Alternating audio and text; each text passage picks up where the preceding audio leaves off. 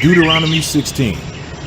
Observe the month of Aviv and celebrate the Passover of the Lord your God, because in the month of Aviv he brought you out of Egypt by night. Sacrifice as the Passover to the Lord your God an animal from your flock or herd at the place the Lord will choose as a dwelling for his name. Do not eat it with bread made with yeast, but for 7 days eat unleavened bread, the bread of affliction, because you left Egypt in haste, so that all the days of your life you may remember the time of your departure from Egypt. Let no yeast be found in your possession in all your land for 7 days. Do not let any of the meat you sacrifice on the evening of the first day remain until morning. You must not sacrifice the Passover in any town the Lord your God gives you except in the place he will choose as a dwelling for his name. There you must sacrifice the Passover in the evening, when the sun goes down, on the anniversary of your departure from Egypt. Roast it and eat it at the place the Lord your God will choose. Then in the morning return to your tents. For 6 days eat unleavened bread, and on the 7th day hold an assembly to the Lord your God, and do no work. Count off 7 weeks from the time you begin to put the sickle to the standing grain. Then celebrate the festival of weeks to the Lord your God by giving a freewill offering in proportion to the blessings the Lord your God has given you.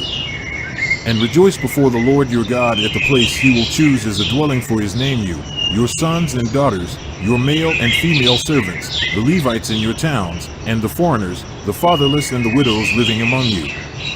Remember that you were slaves in Egypt, and follow carefully these decrees. Celebrate the Festival of Tabernacles for 7 days after you have gathered the produce of your threshing floor and your winepress. Be joyful at your festival, you, your sons and daughters, your male and female servants, and the Levites, the foreigners, the fatherless and the widows who live in your towns. For 7 days celebrate the festival to the Lord your God at the place the Lord will choose. For the Lord your God will bless you in all your harvest and in all the work of your hands, and your joy will be complete.